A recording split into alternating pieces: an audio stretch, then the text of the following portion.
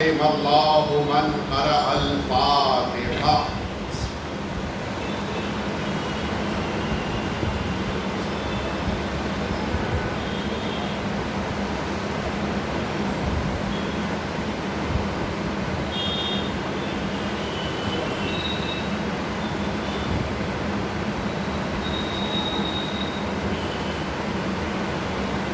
لا حول ولا قوة إلا بالله العلي العظيم. حسبنا الله ونعم الوكيل، نعم المولى ونعم النصير. أعوذ بالله من الشيطان الرجيم. بسم الله الرحمن الرحيم. الحمد لله الذي لا يبلغ مدحته القائلون ولا يحصي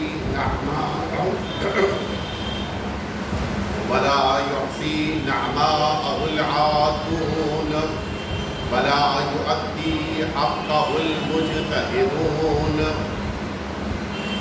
ثم الصلاة والسلام والتحية والإكرام على سيد الأنبياء والمرسلين، سيدنا ومولانا أبي القاسم محمد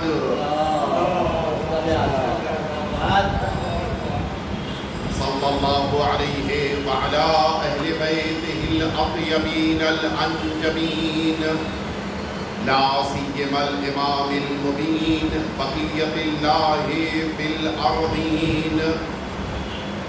عجل الله تعالى فرجه الشريف وأرواحنا وأرواح العالمين لتراب مقدمه الفداء، واللعنة الدائمة الباقية على أعدائهم أجمعين. أما بعد، فقد قال الله الحكيم في كتابه المبين، وهو أصدق الصادقين وقوله الحق. بسم الله الرحمن الرحيم.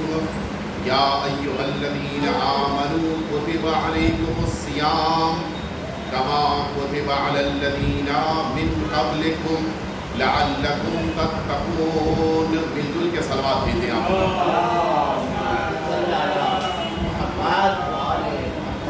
اذان محترم، یہ راتیں جو ماہ مبارک رمضان کی تقریباً آخری راتیں ہیں، ان راتوں میں اپنے پروردگار کی اور خاص طور سے اپنے زمانے کے امام کی عنایتیں اور توجہات ہم سب کے شامل حال ہو جائیں. اس لیے آپ سبھی حضرات سے التماس ہے کہ مل جل کر دعائے اللہم کل ولیک کو ایک ساتھ پڑھیے. بسم اللہ الرحمن الرحیم. اللہم کل ولیک الحجۃ ابن الحسن صلواتک علیہ وعلی آبائہ فی ہذہ الساعہ وفی کل ساعہ ولیاً وحافظا وقائدا وناصرا ودلیلا وعینا حتی تسکنہ ارضک طوعا وتمتعہ فیہا طویلا. اللہم صلی علی محمد وآل محمد. اذان محترم، یہ جلسہ اور یہ نشست اور یہ گفتگو اور یہ مجلس اس لیے برقرار کی جاتی ہے تاکہ آپ کے سوالات اور آپ کی کیوریز اور آپ کے ذہن میں پیدا ہونے والی باتیں ان کے جواب دیے جا سکیں. سوالات شروع کرنے سے پہلے میں صرف دو باتیں آپ کی خدمت میں عرض کرنا چاہوں گا. ماہ مبارک رمضان میں اللہ رب العزت سے ہم نے جن نعمتوں کو لیا ہے، ان نعمتوں کو سنبھال کر اگلے سال تک محفوظ رکھنا یہ ہم سب کی ذمہ داری ہے.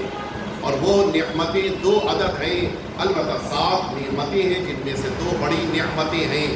ایک یہ نعمت قرآن ہے جسے ہم نے اپنے پروردگار سے لیا ہے. دوسری عظیم نعمت جو ہم نے پروردگار سے شب قدر میں لیا ہے وہ نعمت ہے وہ تیرا فی ہے ولایتی. سرکار امیر المؤمنین کا جملہ ہے کہ शब क़द्र में मेरी विलायत को मुक़द्दर किया गया है। तो अब जब शब क़द्र में हमें दो चीज़ें, एक अल्लाह की बारगाह से किताब, दूसरे विलायत अमीरुल मुमिनीन और अहले बैत के अतार, जब ये दो चीज़ें हमने अल्लाह से ली हैं तो फिर इन्हें संभाल कर रखना और इनके ही मुताबिक ज़िंदगी गुजारना ये हम सब के लिए बहुत ज़्यादा ज़रूरी है। एक बात ये। दूसरी बात ये कि माह मुबारक रमज़ान मुकम्मल हो रहा है। अल्लाह चाहता है कि इस माह मुबारक रमज़ान के मुकम्मल होते ही गरीबों का ख्याल किया जाए। ये जो गरीबों का ख्याल करने के लिए है, हमारे वहाँ अंदाज़ दूसरा है, बिरादरान अहले सुन्नत के वहाँ अंदाज़ दूसरा है। उनके वहाँ ये आखिरी जुम्आ आता है जिस दिन वो ज़कात निकालते हैं और फिर उस माल को गरीबों तक पहुँचाते हैं। इसी तरह से हमारे वहाँ अल्लाह ने ज़कात को उस मौके पर फ़र्ज़ नहीं किया है, लेकिन हमारे वहाँ ज़कात फ़ितरा अल्लाह ने करार दिया है। ये ज़कात फ़ितरा रोज़ ईद देना वाजिब है, लेकिन अगर कोई शख्स रोज़ ईद से पहले माह मुबारक रमज़ान में देना चाहे तो हमारे मराजे कराम ने इजाज़त दी है। दोनों तरीक़ों से देने की इजाज़त दी, जो अगर दुआई तो अर्ज़ करूँगा, लेकिन ईद से पहले, ईद की नमाज से पहले हमें इस फ़ितरे को गरीब तक पहुँचा देना है, मुस्तहिक़ तक पहुँचा देना है, ताकि उसके घर में भी ईद के दिन उसी तरह से खुशी मनाई जाए जिस तरह से हमारे घरों में खुशियाँ मनाई जाती हैं। लिहाजा कि ईद का दिन सिर्फ खुद खुश होने का दिन नहीं है, बल्कि दूसरों के घरों में भी चिराग जलाने, दूसरों के घरों में भी अच्छे अच्छे खाने पकवाने, दूसरों के बदन पर भी अच्छे लिबास पहनाने का दिन है। और इस उन्वान से हमें अल्लाह रब्बुल इज़्ज़त की बारगाह में ईद को मुनाकिद करना चाहिए। मिलजुल के आवाज़ सलवात भेज दीजिए।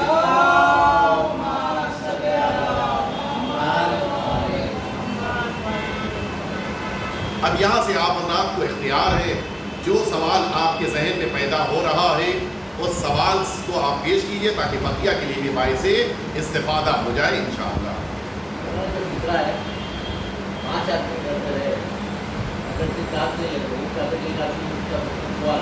जी, सवाल मैं दोहरा दूँ ताकि ये जो बकिया बिरादरान तक सवाल पहुँच रहा है उनके लिए भी वाज़ेह हो जाए। सवाल ये पूछा जा रहा है कि अगर एक घर में 5 अफराद हैं और ये पाँचों के पाँचों गरीब हैं, मिस्कीन हैं, फ़कीर हैं, जिनके पास साल भर का इंतज़ाम नहीं है, वो कैसे फ़ितरा निकालेंगे? अगर ये 5 के पाँचों पूरी तरह से मिस्कीन हैं तो फिर इनमें से किसी पर भी फ़ितरा वाजिब नहीं है, बल्कि ये फ़ितरा लेने वालों में से है। लेकिन अगर उनके दरमियान 5 में से 3 अफराद ऐसे हैं जो फ़ितरा दे सकते हैं, 5 में से 2 ऐसे हैं जो फ़ितरा दे सकते हैं, 5 में से हत्ता 1 भी है जो फ़ितरा दे सकता है, तो फिर उसको फ़ितरा देना है। लेकिन वो फ़ितरा लेकर क्या करेगा? वो फ़ितरा देकर अपने घर के सेकंड फैमिली मेंबर को देगा, क्योंकि वो गरीब है, मुस्तहिक़ है। उसको जब इसने दिया तो अब ये इतने पैसे का मालदार हो गया, जब माल आ गया तो उसको फ़ितरा देना है। ये सेकंड फैमिली मेंबर तीसरे फैमिली मेंबर को यही फ़ितरा दे देगा।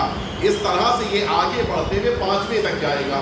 5वां जब वही फ़ितरा लेगा तो फिर अब चूँकि वो मालदार हो गया, लिहाजा वो अब उस एक फ़ितरे को, कि जो गोया 5 का फ़ितरा बन चुका है, वो किसी गरीब और मुस्तहिक़ को जो उसकी फैमिली के अलावा हो उसको दे देगा। इस तरह से ये 5 फैमिली का फ़ितरा अदा हो जाएगा।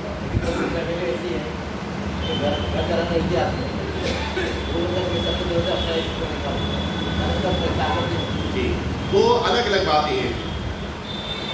ये एक आदमी जो पूरी फैमिली का खर्चा उठा रहा है, आया इसके पास इतना पैसा है कि 5 फैमिली मेंबर्स का फ़ितरा दे सके, या उसके पास इतना पैसा नहीं है। अगर उसके पास इतना पैसा है कि 5 की तरफ से फ़ितरा दे सके तो उसको 5, क्योंकि फैमिली का भेड़ है, चूँकि ये भेड़ है, लिहाजा इसको 5 की तरफ से फ़ितरा गरीब को देना है। लेकिन अगर इसके पास एक ही आदमी का फ़ितरा देने की रकम है और कोई रकम है ही नहीं, तो फिर ये एक रकम देकर दूसरे को देगा, दूसरा तीसरे को देगा, तीसरा चौथे को, इस तरह से 5वें तक आएगा और फिर 5वां गरीब को दे देगा और इस तरह से 5 का फ़ितरा अदा हो जाएगा। ये फरमाइए। ईद का चांद दिखने से पहले भी दिया जा सकता है? अच्छा सवाल है। हमारे बिरादर ने पूछा है कि क्या ईद का चांद देखने से पहले फ़ितरा दिया जा सकता है? میں واضح کر دوں آپ کے لیے کہ گزشتہ تمام مراجع کرام کے وہاں عید کا چاند دیکھنے کے بعد ہی فطرہ دیا جا سکتا تھا، لیکن آیت اللہ العظمیٰ آغا سیستانی حفظہ اللہ تعالیٰ کے وہاں عید کا چاند دیکھنے سے پہلے ہی ماہ مبارک رمضان میں آپ فطرہ دے سکتے ہیں، اور یہ فطرہ آپ جب دے دیں گے تو آپ بری ذمہ ہو جائیں گے۔ لیکن دو صورتیں ہیں، ایک صورت یہ ہے کہ آپ جب فطرہ دے رہے ہیں تو اس فطرے کو قرض کی شکل میں دے دیجئے۔ ایک غریب فقیر آپ کو مثلا آج مل گیا، ابھی تو چاند رات آئی نہیں ہے، آپ نے اس غریب فقیر کو قرض کے طور پر دے دیا، اور جب شب چاند آ گئی، چاند دکھ گیا، تو اس موقع پر اگر یہ غریب فقیر ابھی بھی غریب ہے تو آپ اسی کو دی گئی رقم کو آج حساب کر لیجئے اور یہ سمجھیے کہ آج میں اس کو فطرہ دے رہا ہوں۔ ایک راستہ۔ دوسرا راستہ یہ کہ نہیں، آپ عید سے پہلے ہی فطرے کے عنوان سے دے سکتی ہیں، اس میں کوئی مسئلہ نہیں۔ آیت اللہ العظمیٰ ثانی نے اس کی اجازت دی ہے، لیکن کوشش کی جائے کہ آپ غریب اور مستحق کو دیں، اور وہ غریب اور فقیر شب عید تک غریب و فقیر رہے۔ بہت سے ایسے افراد ہوتے ہیں، مثال کے طور پر آج غریب ہے لیکن 2 دن کے بعد اس کے پاس کوئی اماؤنٹ آ گیا، کوئی رقم آ گئی، وہ امیر ہو گیا یا پیسے والا ہو گیا، تو اب وہ مستحق نہیں رہ گیا۔ یہ توجہ رہے۔ لہٰذا اگر شب عید سے پہلے آپ دے رہے ہیں تو یہ ضرور دیکھ لیجئے کہ جب عید آئی تو وہ ابھی بھی غریب اور فقیر ہے یا نہیں۔ فرمائیے اور کوئی سوال؟ مولانا سال بھر خود نکالتے سال میں ایک بار، اب ایک ایسا وقت آ گیا کہ میں قرضے میں ہوں تو آدمی زکوٰۃ دے رہا ہے یا فطرہ صدقہ دے رہا ہے، تو اس کے زکوٰۃ کا پوچھے میں قرضہ ادا کر اپنا قرضہ آپ کو ادا کرنا ہے خمس کی رقم سے، ہوم سے نکالتا تھا وہ سال ہاں۔ ایک وقت ایسا آ گیا کہ وہ قرضے میں ہو گیا، پریشانی آ گئی، اب وہ اس کے دوست کو بولا کہ میرے کو قرضہ ادا کرنا ہے تو میرے کو زکوٰۃ کا پیسہ دے یا صدقے کا پیسہ دے، اس سے میں قرضہ ادا کروں۔ ایک سوال یہ پوچھا جا رہا ہے کہ اگر کسی شخص کے اوپر خمس ادا کرنے کا تو معاملہ بات کا تھا، ایک شخص ہے جو قرضے میں ڈوبا ہوا ہے، کیا یہ شخص خمس کی رقم یا فطرے کی رقم کو لے کر اپنے قرضے کو ادا کر سکتا ہے؟ اگر یہ قرضہ اس کا اپنے بزنس کے لیے نہیں ہے، ذاتی ضرورت کے لیے تھا، مثال کے طور پر گھر میں بیماری کے علاج کے لیے، مثال کے طور پر بچوں کی پڑھائی کے لیے، مثال کے طور پر کھانے پینے کے لیے اس نے قرضہ لیا تھا، تو اس قرضے کو ادا کرنے کے لیے یہ فطرہ یا زکوٰۃ کو لے کر اسے ادا کر سکتا ہے، اس میں کوئی مشکل نہیں ہے۔ اسی طرح سے اگر وہ سادات میں سے ہے تو خمس میں سہم سادات کو لے سکتا ہے، اور اگر سادات میں سے نہیں ہے تو پھر مرجع کی پرمیشن سے اس کی ضرورتوں کو پورا کرنے کے لیے سہم امام اسے دیا جا سکتا ہے۔ مولانا یہ آج کل یہ ایسا چلا ہے کہ لڑکی کی منگنی کر دی ہے یا سیگا پڑا کے بعد اس کے بعد میں وہ سیگے کا غلط پیدا ہوتا ہے تو وہ سیکھا جائے۔ یہ ایک بڑا سنگین مسئلہ ہے، لیکن بہرحال ہم کو 2 چیزوں کے درمیان فیصلہ کرنا۔ پہلے میں سوال واضح کر دوں۔ سوال یہ ہے کہ بعض اوقات یہ جو سیغہ پڑھا جاتا ہے، اس سیغے کا پیریڈ 1 سال کا ہے، مثال کے طور پر 1 سال کے بعد یہ پھر نامحرم ہو جائیں گے۔ 1 سال کے درمیان ان لوگوں نے اگر آپس میں غلط طریقہ کار اختیار کیا تو اب نتیجے میں اس لڑکی کا فیوچر تو ڈسٹرب ہو گیا، خراب ہو گیا۔ لیکن یہاں پر اگر آپ توجہ فرمائیں، ہمیں بہت زیادہ محتاط رہنے کی ضرورت ہے، خاص طور سے یہ پیرنٹس کی ذمہ داری ہے۔ والدین جن بچیوں کا سیغہ کر رہے ہیں، چونکہ انہیں یہ بات پتہ ہے کہ یہ کنڈیشنل ہوتا ہے، لہٰذا انہیں اپنی بچی کا ساتھ دینا ہے، اسے سنبھال کر رکھنا ہے، اور وہ تمام چیزیں کہ جن کی وجہ سے لڑکی پر کوئی حرف یا کوئی آنچ آ سکتا ہے، ان تمام چیزوں سے اپنی بچی کو بچا کر اور محفوظ رکھنا ہے۔ اس بچی کو ہو سکتا ہے کہ فیوچر میں کسی اور کے ساتھ شادی کرنی پڑ جائے، ہو سکتا ہے حالات بدل جائیں، لہٰذا اس بات کا خیال کرتے ہوئے یہ سیغے کی بنا پر آنے والی مشکلات سے اپنی بچی کو بچانا ہے، ایک بات۔ دوسرا مسئلہ جو آپ نے پہلے کہا تھا کہ منگنی کر دیتے ہیں، یا بہت سارے ایسے طریقے ہوتے ہیں کہ یہ لڑکی فلاں کے ساتھ شادی کی جائے گی، یہ ایک گویا نامینیشن ہو جاتا ہے، کہنا چاہیے کہ اس کے لیے ریزرویشن ہو جاتا ہے۔ ابھی یہ ایک دوسرے کے لیے محرم بھی نہیں ہوئے ہیں، اور جو مسائل سیغے والے آتے ہیں وہ مسائل یہاں بھی آ رہے ہیں، یہ تو اور بری بات ہے۔ सेगे वाले मरहले और मसले में तो कम अज़ कम इनके दरमियान एक ऐसा सेगा पढ़ा गया कि एक दूसरे के लिए महरम हैं, लेकिन मंगनी में तो कोई ऐसा सेगा पढ़ा ही नहीं गया, तब तो हालात और बिगड़ जाती हैं। लिहाजा उस हराम से बचाने के लिए कम अज़ कम हमें सेगे ही की तरफ आना चाहिए, ये तवज्जो रहे।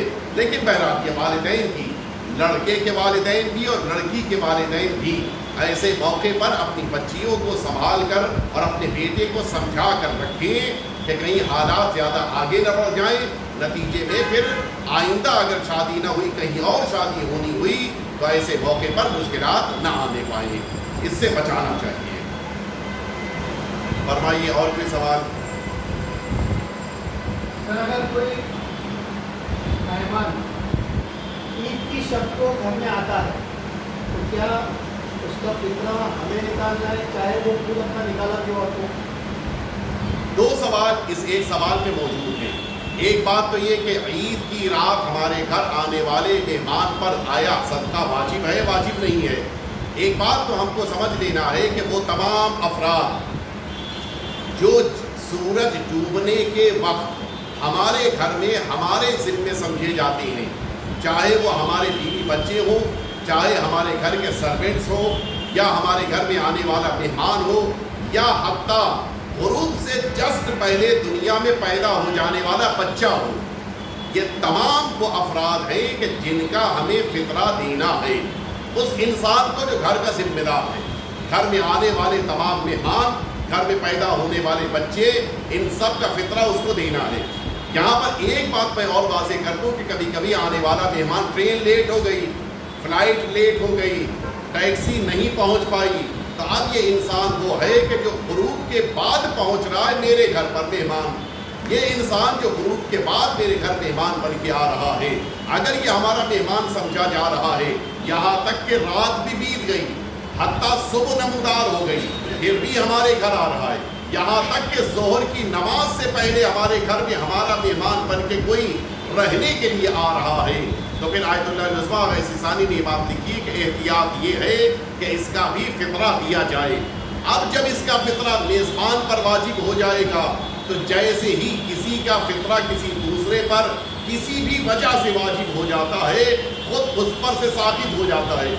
जैसे बेटा है, बेटा कमाता है, माशाल्लाह से अपने पैरों पे खड़ा है, लेकिन वो अपने वालिद से मिलने के लिए 2 दिन 4 दिन पहले वालिद के घर आ गया, तो अब ये फितरा वालिद पर वाजिब है, बेटे पर वाजिब नहीं रह जाएगा। इसी तरह से कोई बच्ची है कि जो अपने वालिदैन के घर रह रही थी, लेकिन इत्तेफाक ये है कि शौहर ने उसको बुला लिया, ये अपने शौहर के घर आ गई, तो साल भर तो उसने बाप के घर में खाया, लेकिन शब ईद अपने शौहर के घर आ गई है, लिहाजा शौहर पर वाजिब है। तो अब जब वाजिब हो गया शौहर पे, तो अब इसका फितरा बाप पर वाजिब नहीं रह गया, इसका फितरा सिर्फ और सिर्फ कौन देगा? उसका वो देगा कि जो इसको अपने घर में करार दे रहा है, जो मेज़बान है। यहाँ पर एक बात अब अगली मैं वाज़ेह कर दूँ जो हमारे बिरादर ने पूछी है। आपके सवाल का दूसरा हिस्सा क्या था, फिर से दोहरा दीजिए। अगर शख्स रात को अगर आता है, रात को 10 बजे आके चले जाता है, जी जी, तो क्या फिर भी हमको उसका फितरा निकालना है? एक चीज़ और वाज़ेह करते हैं, अच्छा सवाल है कि जो हमारे बिरादर ने पूछा है, कोई अगर रात को आया, खा पी के वापस चला गया, ये इंसान अगर हमारा उर्फ में, माशरे में मेहमान नहीं समझा जाता है, तो इसका फितरा हम पर वाजिब नहीं है।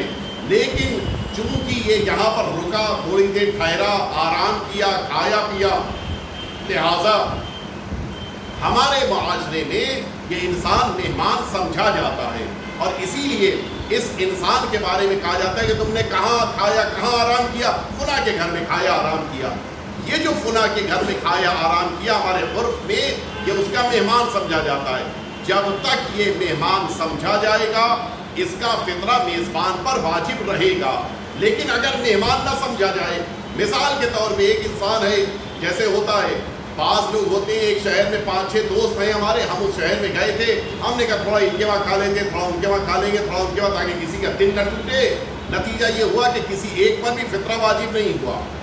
मुतवज्जे हुए? हमें फितरा उनका देना है जो हमारे मेहमान समझे जाएं। उर्फ इसमें मियार है, थोड़ा सा चख लेना, थोड़ा सा खा लेना, تھوڑا سا مثلاً یہ کہ منہ جھکا لینا، اس بنا پر فطرہ واجب نہیں ہوتا ہے۔ دو شرطیں ہیں، کھانے والا ہو اور رکنے والا ہو، یہ دونوں چیزیں پائی جا رہی ہوں تبھی یہ انسان کا فطرہ واجب ہوگا۔ رکنے والا ہو یعنی کتنے ٹائم؟ لوگ سمجھیں کہ یہ رکنے والا ہے، مثال کے طور پہ گھنٹہ 2 گھنٹہ 4 گھنٹہ، اس کو معمولاً نہیں سمجھا جاتا رکنے والا۔ لیکن اگر کوئی انسان ہے جو مثلا 7-8 گھنٹہ رک گیا، یا کوئی علاقہ ایسا جس میں 4 گھنٹے رکنے والے ہی کو مہمان سمجھا جاتا ہے، تو وہاں پر یہ مہمان سمجھا جائے گا۔ اگر 4 گھنٹہ رک گیا، وہاں پر کوئی قانون نہیں ہے، قانون صرف یہی ہے کہ لوگوں کی نگاہ میں رات بتانے والا رکنے والا سمجھا جائے۔ یہیں سے ایک مسئلہ اور جی زکوٰۃ کے لیے ہمارے یہاں 1 سال گزرتی ہے۔ ابھی زکوٰۃ تک واپس آتے ہیں۔ ایک مسئلہ اور اسی سے ریلیٹڈ ہے جو آپ کے ذہن میں آ رہا ہے نہیں آ رہا ہے۔ ایک مسئلہ اسی سے بہت زیادہ ریلیٹڈ ہے، وہ ہے افطاری کا مسئلہ۔ کسی کے ذہن میں سوال آیا؟ کیا سوال ہے بتائیے؟ اگر ہم اس کو افطاری بھیجتے ہیں، اگر ہم نے ہمارے دوست کے گھر یا پڑوسی کو افطاری بھیجی شب عید کو، تو کیا اس کا فکر؟ بہت اچھا سوال ہے، تب متوجہ ہوئے آپ۔ اس کی بھی 2 صورتیں ہیں، دونوں میں واضح کیے دیتا ہوں۔ اگر ہم نے کسی کو افطاری بھیجا یا کسی کو اپنے گھر پہ افطار پہ بلایا، دونوں چیزیں آپ واضح کیے دے رہا ہوں۔ اگر ہم نے کسی کو افطاری بھیجی ہے تب بھی ہم پر فطرہ واجب نہیں ہے۔ کیوں؟ اس لیے کہ ہم نے اس کو مہمان نہیں بنایا ہے، اس کو ہمارے گھر میں نہیں رکنا ہے۔ اور اسی طرح سے اگر کسی شخص کو اپنے گھر پہ مہمان بلا کر افطاری کرائی، تو اولاً تو افطاری کرانا مہمان بنانا سمجھا ہی نہیں جاتا ہے۔ انسان افطاری کرنے کے بنا پر مہمان نہیں سمجھا جاتا، پہلی بات۔ دوسری بات یہ کہ یہ اس گھر میں رکنے والا نہیں سمجھا جاتا ہے۔ لہٰذا ان دونوں صورتوں میں افطاری بھیجنے والا اور افطاری کرانے والا اپنے گھر میں، اس پر فطرہ واجب نہیں ہے۔ پتہ نہیں آپ حضرات میں سے کوئی یو پی کا ہے یا نہیں ہے، ہمارے یو پی میں چاند رات کو مسجدوں میں افطاری لوگ نہیں بھیجتے، اس خوف سے کہ اگر 100 لوگوں نے افطاری کر لی تو کتنا ہو جائے گا فطرہ۔ عجیب ہے، یعنی ایک عجیب مینٹیلیٹی ہے، جبکہ فطرہ واجب ہی نہیں ہوتا، حتیٰ گھر بلا کر افطاری کرانے پر بھی واجب نہیں ہے۔ لیکن اگر مسجد بھیجا ہے تب تو تصور بھی نہیں ہے۔ اچھا آپ انصاف سے بتائیے، ہم نے ایک آدمی کو جو افطاری کرائی وہ 150-200 روپے کی ہے یا نہیں ہے؟ ہم افطاری میں 150-200 روپے ایک آدمی پہ خرچ کر سکتے ہیں، فطرہ نہیں 100 روپے دے سکتے ہیں۔ البتہ فطرہ واجب نہیں ہے۔ ہاں میں ایک بات بتانا چاہ رہا ہوں کہ ہمارے ذہن میں فطرے کا خوف اتنا زیادہ ہے کہ بعض افراد مسجدوں میں افطاری بھیجنے پر تیار نہیں ہوتے، جبکہ ایسا کچھ بھی نہیں ہے۔ حتیٰ آپ اپنے گھر میں بھی افطاری کرا رہے ہیں تب بھی آپ پر فطرہ واجب نہیں ہے۔ ایک اور دلچسپ بات میں بتاؤں اسی بامبے کی، بھائی کہ انتقال کرنے والے تو نہیں دیکھتے ہیں کہ کب انتقال ہوگا، کبھی بھی انتقال ہو سکتا ہے۔ یہی میں تھا موجود ایک قبرستان میں، البتہ نام نہیں بتاؤں گی، اسی بامبے کے قبرستان کا واقعہ ہے۔ ایک قبرستان میں موجود تھا، دفن ہو چکی تھی میت اور سورج ڈوب چکا تھا اور چاند کا اعلان ہو چکا تھا۔ ایک صاحب نے کھڑے ہو کے جو میت کے وارث تھے ان سے کہا یہ جتنے لوگ یہاں پہ موجود ہیں سب کا نام لکھ لیجئے، کل سب کا فطرہ دے دیجیے گا۔ جبکہ ان میں سے کوئی ایک بھی میت کے وارث کا مہمان ہے ہی نہیں۔ لیکن اب کچھ لوگ ہوتے نا جن کو کبھی کبھی ہوتا ہے کہ علم کا حیضہ آنے لگتا ہے، اب بنا وجہ کی بات ہے آپ کھڑے ہو کے وہاں پہ اعلان کر رہے ہیں کہ یہ جتنے اس میت میں شرکت کرنے والے ہیں، ایک تو بیچارہ ایک موت کی بنا بھی یوں ہی ادمرا ہو چکا ہے، اب آپ فطرے کی خبر دے کے اس کو بالکل مارنا چاہ رہے ہیں، ہے ہی نہیں ایسا۔ اصلاً اس پر فطرہ واجب نہیں ہے۔ سر مہمان جو ہے وہ اہل تسنن حتیٰ غیر مسلم بھی اگر آپ کے گھر میں ہے تو آپ کو فطرہ دینا پڑے گا، یہ توجہ رہے۔ غیر مسلم بھی ہے، آپ کے گھر میں کام کرنے والا کام کرنے والی اگر آپ کے گھر میں رہتی ہے اور آپ کے گھر میں کھاتی پیتی ہے اور آرام کرتی ہے، وہ اگر غیر مسلم بھی ہے آپ کو فطرہ دینا پڑے گا، غیر مسلم کا بھی دینا پڑے گا، شیعہ ہو، اثنا عشری ہو، غیر اثنا عشری ہو، غیر شیعہ ہو، غیر مسلم ہو، کوئی بھی آپ کے گھر میں اگر مہمان ہے آپ کو اس کا فطرہ دینا پڑے گا۔ لیکن ایک صورت ہے کہ جب وہ آپ کے گھر آئے لیکن غروب سے پہلے اس کی ڈیتھ ہو جائے خدا نخواستہ. اگر غروب سے پہلے ڈیتھ ہو گئی ہے تب فطرہ واجب نہیں ہے. غروب کے بعد اگر ڈیتھ ہو رہی ہے تو چونکہ آپ کے وہاں پہلے سے آ کے رکا ہوا تھا یا آپ کا فیملی ممبر تھا, آپ کو دینا پڑے گا اس کا پیسہ.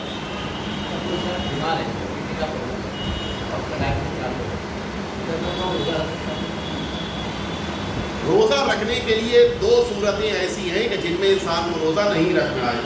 ایک صورت یہ ہے کہ بہت زیادہ بوڑھا ہو گیا ہو, دوسری صورت یہ ہے کہ روزہ رکھنے سے اس کی بیماری بڑھ رہی ہو. اگر ان میں سے کوئی ایک صورت ہے تو اس کے اوپر روزہ واجب نہیں ہے. یہ انسان اگر بیماری ایسی ہے کہ جس کی بیماری میں اس کو پانی زیادہ پینا ہے, یا مثال کے طور پہ ہمیشہ کچھ کھاتے پیتے رہنا ہے, یا مثال کے طور پہ اس کو دوا استعمال کرنی ہے دوپہر میں, تو کوئی اگر ایسی صورت نکل رہی ہے تو اس صورت میں اسے روزہ نہیں رکھنا ہے, لیکن بعد میں جب صحت مل جائے تو قضا کرنا ہے. نہیں وہ تو فدیہ دینا پڑے گا. سال مکمل ہونے پر اس کو فدیہ دینا پڑے گا.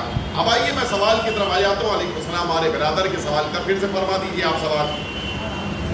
ایک سال کے بعد ہی ہمارے یہاں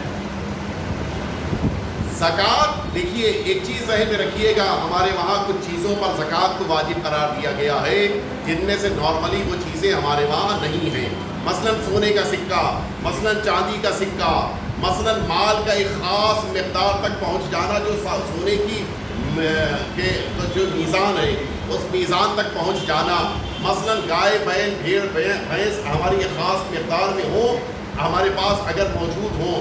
اسی طرح سے ہمارے پاس اگر اناج کی پیداوار ہے, یہ مثلا گیہوں ہے, چاول کے اوپر البتہ مستحب ہے, گیہوں ہے, جو ہے, کشمش ہے, ان سب چیزوں کے اوپر اگر وہ خاص مقدار میں یہ پہنچ رہی ہیں تو آپ کو اس پر خمس, اس کے اوپر زکوٰۃ دینی پڑے گی. زکوٰۃ کا طریقہ کیا ہے؟ وہ جب نصاب تک یہ مال پہنچ جائے, نصاب جو معین ہے, جو مقدار معین ہے, اگر اس مقدار تک یہ مال پہنچ رہا ہے اور اس پر ایک سال مکمل ہو چکا ہے آپ کے گھر میں جانوروں میں خاص طور سے, تو اگر یہ ایک سال مکمل ہو چکا ہے تو پھر اس صورت میں آپ کو اس پر زکوٰۃ دینی ہے.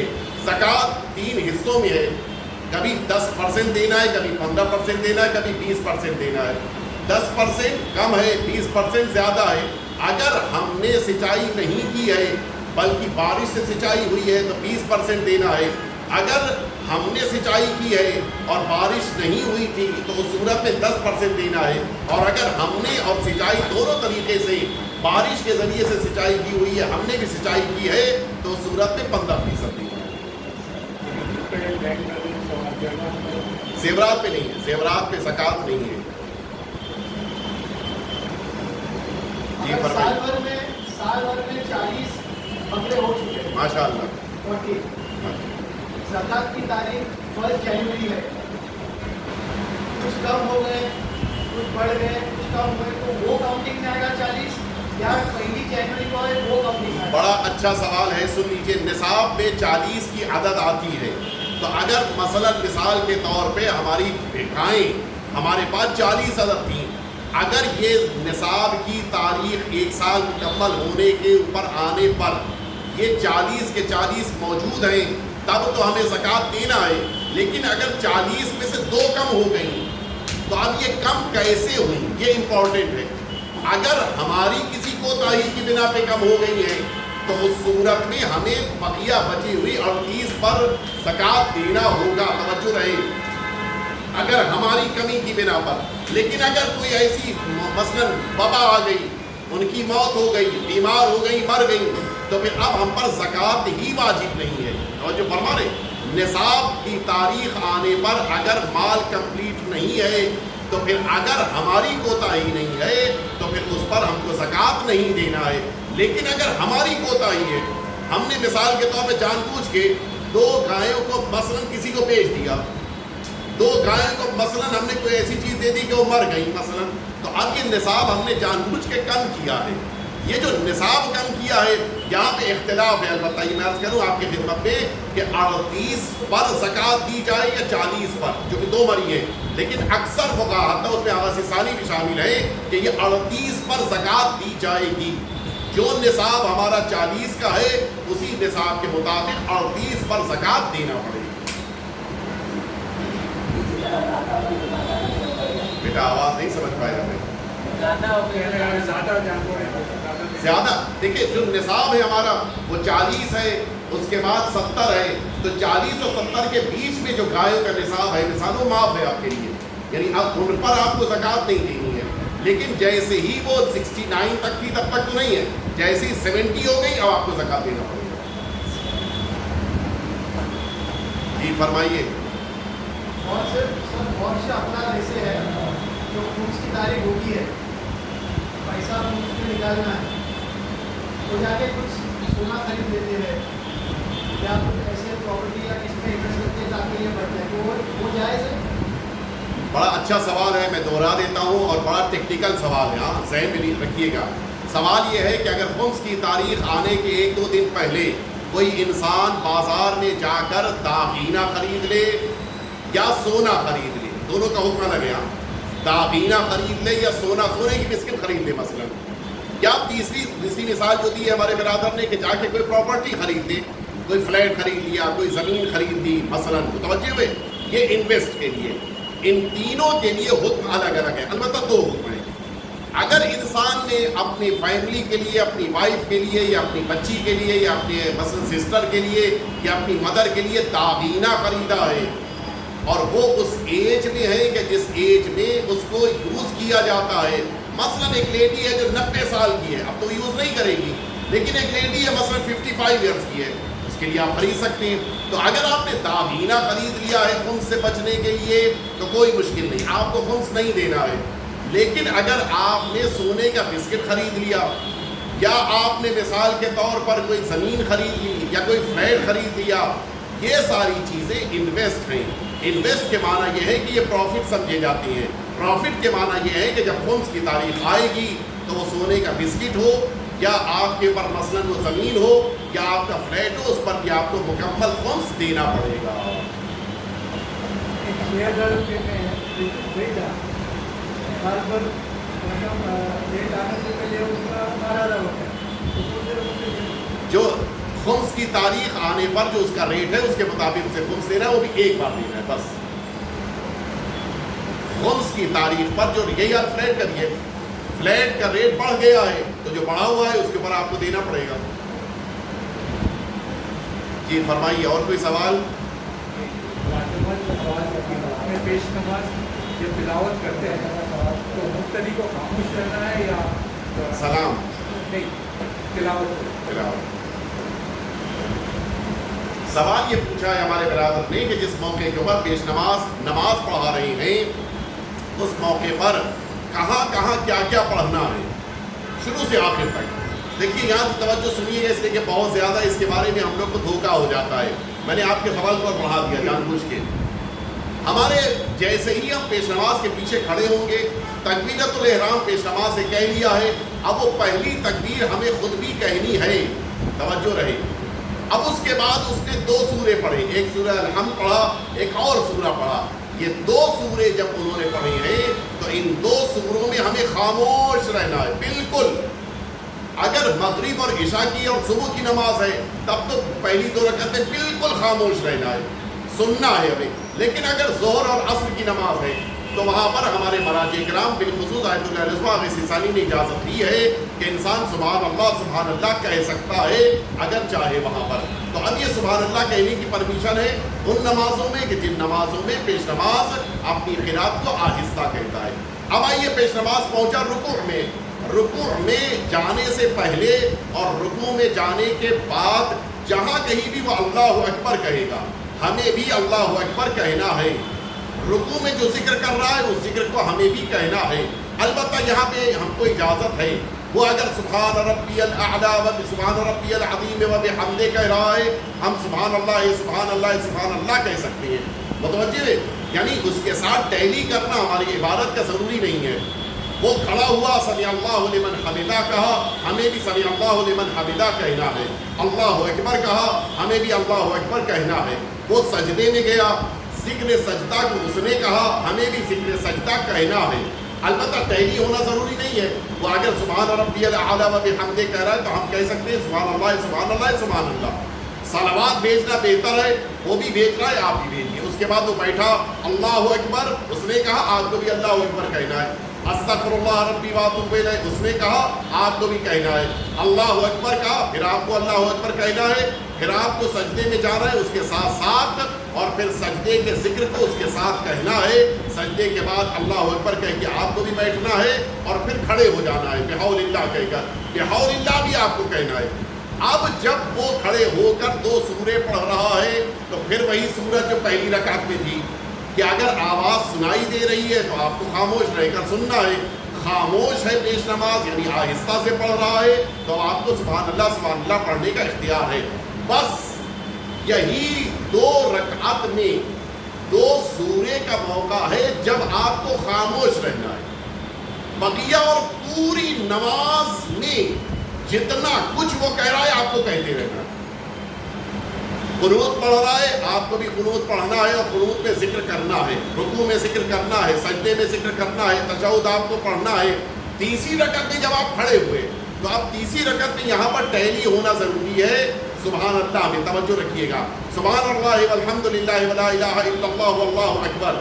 آپ یہاں پہ اختیار نہیں رکھتے ہیں کہ سورہ الحمد پڑھیں. آپ کو سبحان اللہ والحمد للہ ولا الہ الا اللہ واللہ اکبر ہی پڑھنا ہے. اگر پیش نماز سبحان اللہ والحمد للہ پڑھ رہا ہے اور اگر وہ الحمد بھی پڑھ رہا ہے پھر بھی آپ کو سبحان اللہ والحمد للہ ولا الہ الا اللہ واللہ اکبر ہی پڑھنا ہے. اور اس کے بعد اپنی پوری نماز آپ کو خود پڑھنی ہے. بس کرنا کیا ہے, پیش نماز کے عمل کے بعد آپ کو عمل انجام دینا ہے. بس یہ خیال رہے. زبان جو ہے آپ کی ہو سکتا ہے کہ پیش نماز سے آگے چلی جائے, جیسے ہوتا ہے کبھی کبھی تشہد میں بیچارہ ابھی تشہد بھی نہیں ختم کیا تھا, ہم لوگ سلام بھی کہہ لیتے ہیں. تو یہ پاسبل ہے, یعنی اس میں کوئی حرج نہیں. البتہ بہتر یہ ہے کہ پیش نماز کے سلام کے ساتھ سلام کہا جائے, پیش نماز کے لفظوں کے ساتھ لفظ ادا کیا جائے. لیکن اگر اس میں آگے پیچھے ہو جائے تو بڑا مسئلہ نہیں ہے. لیکن عمل میں پیش نماز سے آگے بڑھنے کی اجازت نہیں ہے. واضح ہو گئی؟ جی فرمائیے. انویسٹمنٹ کرنے کے اسی ٹائم پہ اسی رقم کا نکال دیں. جب انویسٹمنٹ کیا سال میں انویسٹ کرنے کے وقت اس کا پونج نکال کے رکھ رکھتے 1 لاکھ روپیہ انویسٹ کیا اور اس کا نکالنا ہے اسی وقت نکال کے دے. میں پہلے واضح کر دوں, میری مجبوری یہ ہے کہ میرے بغل میں یہ پنکھا چل رہا ہے تو آپ کی طرف سے جو آواز دھیمی آ رہی ہوتی ہے وہ اس کو باہر کر دیتا ہے, ہمارے کان سے دور کر دیتا ہے. بڑا اچھا سوال ہے. میں پھر سے واضح کر دوں آپ لوگوں کے لیے کہ اگر کوئی شخص انویسٹ کر رہا ہے مال, چاہے وہ بینک میں پیسہ رکھ رہا ہو, چاہے زمین خرید رہا ہو, کہیں بھی انویسٹ کر رہا ہے, اگر یہ انویسٹر پیسہ لگاتے وقت ہی خمس دے دے تو اب کیا صورت حال ہے؟ اب تو خمس نہیں دینا ہے. دیکھیے یہ انویسٹر جب پیسہ لگا رہا ہے تو اس وقت اس نے خمس دے دیا. مثلاً بینک کی میں مثال دوں, بینک میں 5 سال 7 سال کے لیے اس نے ایف ڈی کر دیا. اب یہ جو پیسہ اس نے ایف ڈی کیا ہے انویسٹر نے, یہ پیسہ اس نے 1 لاکھ لگایا تھا, اس میں سے اس نے خمس دے دیا تو اس کا جتنا بن رہا تھا. ٹھیک, اب جب یہ اس کا میچیور ہو کے واپس ملے گا تو 1,20,000 ملے گا, 1,50,000 ملے گا. تو اب چونکہ 1 لاکھ پر خمس ادا ہو چکا ہے لہٰذا بقیہ 50,000 پر خمس دینا ہوگا. متوجہ ہوئے؟ جب بھی یہ میچیور ہو کے اس کو پیسہ ریٹرن ملے گا اس پیسے پر میچیور ہونے والی رقم پر, بڑھ جانے والی رقم پر اس کو خمس دینا ہوگا, تب وہ پیسہ یوز کرے گا. لیکن اگر انویسٹر نے پیسہ لگاتے وقت خمس نہیں دیا تھا اور اب اس کو 5 سال بعد 1.5 لاکھ روپے ملے ہیں تو پورے 1.5 لاکھ روپے پر پہلے خمس نکلے گا, پھر وہ استعمال کیا جائے گا. یہ صورتحال ہے بینک کی. لیکن اگر کسی نے زمین ہے, زمین میں نے مثال کے طور پہ انویسٹ کے طور پر کہیں پر زمین بن رہی تھی اور ہم نے پیسہ لگایا, انویسٹر نے سارا خمس دے دیا تھا یا خمس نکالی ہوئی رقم کے ذریعے سے زمین کو خرید لیا تھا, اب وہ زمین اس کے پاس رہے گی, ابھی اسے کچھ نہیں کرنا ہے. لیکن اگر فیوچر میں اس نے اس زمین کو بیچا تو خریدا تھا 10 لاکھ میں, اب جب فیوچر میں بیچا تو 15 لاکھ کی بکی ہے تو یہ 5 لاکھ پر اس کو خمس دینا ہوگا. بات واضح کلیئر سب کے لیے؟ انویسٹ کیا اگر رمضان کے اندر اس میں 4 5 6 7 تو کوئی بات کا خیال بھی نہیں رہا یا معلوم نہیں رہا اور اس نے نوٹ نہیں نکالا, 8 سال کے بعد اس کو इल्म आया कि मुझे फूस निकालना है, जैसे आप बयान कर रहे हैं समझ रहा हूँ, मुझे मालूम पड़ा कि मुझे फूस निकालना पड़ेगा, मुझे 4 साल हो गए, अभी कौन सी रकम की निकालनी? उसको देखिए, वो जो इन्वेस्ट किया हो पैसा उस पर तो देना ही देना है। वो जो बढ़ी हुई रकम है, उस बढ़ी हुई रकम पे तब देना होगा कि जब वो उसको सेल कर रहा होगा या मेच्योर होकर उसके पास वापस आ रही है। तो आज 4 साल बाद भी वो जो इन्वेस्ट किया था उस पैसे पे खुद दे सकता है वो, लेकिन अब उसको वेट करना होगा उस वक्त के लिए कि जब इस ज़मीन को दोबारा रिसेल करे, जब दोबारा बेचेगा, अब जो बढ़कर रकम मिलेगी उसको, उस पर उसको खुद देना होगा। तो इन्वेस्टमेंट किया 1 लाख रुपया, 4 साल हो गए, तो कुछ भी दिया नहीं, तो 1 लाख तो वो निकाल 1 लाख के ऊपर नहीं निकालेगा। 1 लाख के ऊपर तब निकालेगा कि जिस मौके पर उसको पता हो कि आज इसकी वैल्यू इतनी हो चुकी है। अगर उसको पता है कि मसलन आज इसकी वैल्यू 1,40,000 हो चुकी है तो 1,40,000 पे खुद दे देगा। लेकिन अगर उसको नहीं पता है आज उसकी कितनी वैल्यू हो चुकी है तो 1 लाख पर दे के रुक जाएगा उस वक्त तक के लिए जबकि वो उसको रिसेल करेगा। मतलब उसको इनकम आई तो उसको निकालना, इनकम आएगी, आज इनकम आ रही है। अगर उसके ऊपर इनकम आ रही, मिसाल तब उसने वो घर लिया था और उस घर को उन्होंने किराए पे दे दी, भाड़े पे ले लिया, अब जो ये पर मंथ भाड़ा आ रहा है इस पर खुम्स नहीं है, लेकिन ये भाड़ा अगर रखा रह गया और उसके खुम्स की तारीख आ गई तो अब इस रखे हुए भाड़े के ऊपर उसको खुम्स देना है। अगर यूज कर लिया तो खुम्स नहीं देना। पुराने ज़माने में जो मकान लेते हैं 5 लाख 4 लाख 2 लाख में मकान आते हैं, 10 15 20 साल 25 साल के बाद तो उसको खर्चा कम हो गया, हाँ, अभी उसको तो हमने वो निकाला नहीं है, वो इन्वेस्ट के लिए नहीं था, वो अपने यूज के लिए मकान। हाँ, यूज वाले मकान के ऊपर खुम्स नहीं है। फिर हमने कोई दूसरे मकान किराए पे दे दिया, हाँ, तो वो ओरिजिनल मकान में किराया दे दिया, उसका जो किराया मिला वो हमने जो दूसरा दिया मकान उसमें इस्तेमाल किया, थोड़ा और भी ज़्यादा तो हाँ, तो सूरत में बराबर हो गया ना फिर, तो सूरत में खुम्स नहीं है। लेकिन अगर बढ़ रहा है तो सूरत में उसको खुम्स देना पड़ेगा, भाड़ा बढ़ेगा कि देने जाएगा तो उसको देना पड़ेगा।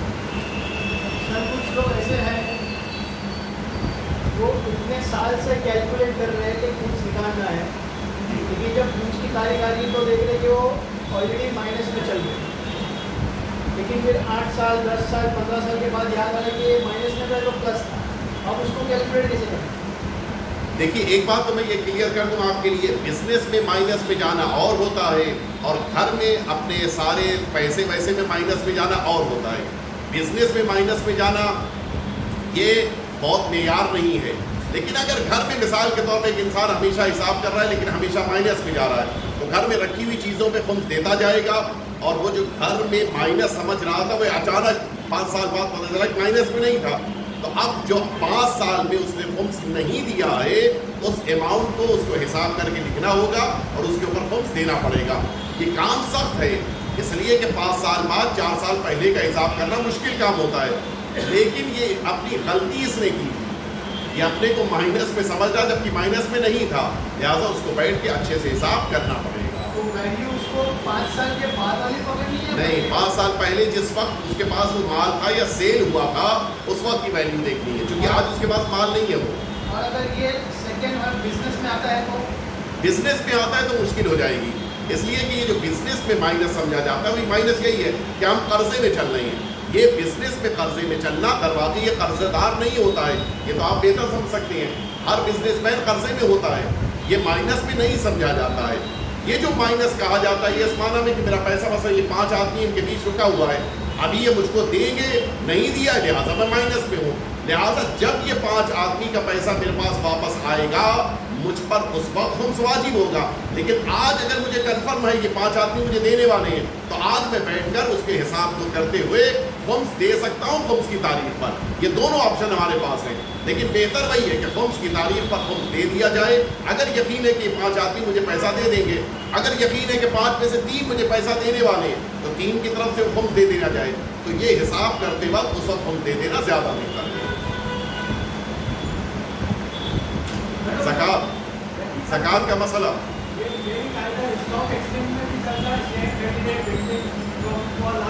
पहली बात तो ये समझ ली जाए कि आया शेयर मार्केट में पैसा लगाना जायज़ है या जायज़ नहीं है। जायज़ है जी, पहले उसको वाज़ेह कीजिए, जायज़ है या नहीं जायज़ है? जायज़ है, जायज़ 70% नहीं है। सिर्फ उन कंपनीज में आप अपना शेयर ले सकते हैं, दे सकते हैं कि जिन कंपनीज की प्रोडक्ट हलाल है। अगर 5 प्रोडक्ट्स में से एक प्रोडक्ट हराम है तब भी आप उस कंपनी में शेयर नहीं ले सकते हैं। ये तवज्जो रहे। शेयर मार्केट आज बहुत आसान भी है और बहुत मुश्किल भी है। क्यों? इसलिए कि हमारी शरई जिम्मेदारी है कि हम उस कंपनी के प्रोडक्ट्स को पहले जांचें, परखें, समझें, तब पैसा लगाएं। सिर्फ वो आँख बंद करके वो कंप्यूटर में बैठ के पैसा लगाना नहीं है। ये ज़हन में रहे। हमारे में एक बहुत बड़ा मसला इस वक्त यही चल रहा है। हम सिर्फ वहीं पर शेयर मार्केट में पैसा लगा सकते हैं जहाँ पर कंपनी की सारी प्रोडक्ट्स हलाल हो। कितनी कंपनी इंडिया में ऐसी जिनके सारे प्रोडक्ट्स हलाल हैं? बहुत मुश्किल काम है। खाने पीने वाली हलाल? खाने पीने वाली तो तमाम चीज़ें हलाल होनी चाहिए, वरना वो नॉर्मली जितनी भी कंपनीज हैं वो कहीं ना कहीं कोई ना कोई हराम चीज़ में ज़रूर इन्वॉल्व हो जाती है। ये बहुत मुश्किल है। बहरहाल उससे अलग हट के अब आइए, स्टॉक एक्सचेंज में अगर आपने पैसा लगाया है तो खुम्स की तारीख आने पर आपको पता है कि इतना पैसा मैंने स्टॉक एक्सचेंज में लगा रखा है। ये मुझे नहीं पता है कि जब ये रिटर्न आएगा तो कितना बढ़ के मिलेगा या कितना घट के मिलेगा। तो आज की तारीख में जो आपके पैसे की वैल्यू है, जो आपके शेयर्स की वैल्यू है, उसके मुताबिक आपको खुम्स देना है, चाहे आपको फ्यूचर में उसको पता चले कि वो घट चुके हैं, उसकी वैल्यू घट गई है, उससे फर्क नहीं पड़ता। आज जो वैल्यू है उसके मुताबिक आपको खुम्स देना पड़ेगा।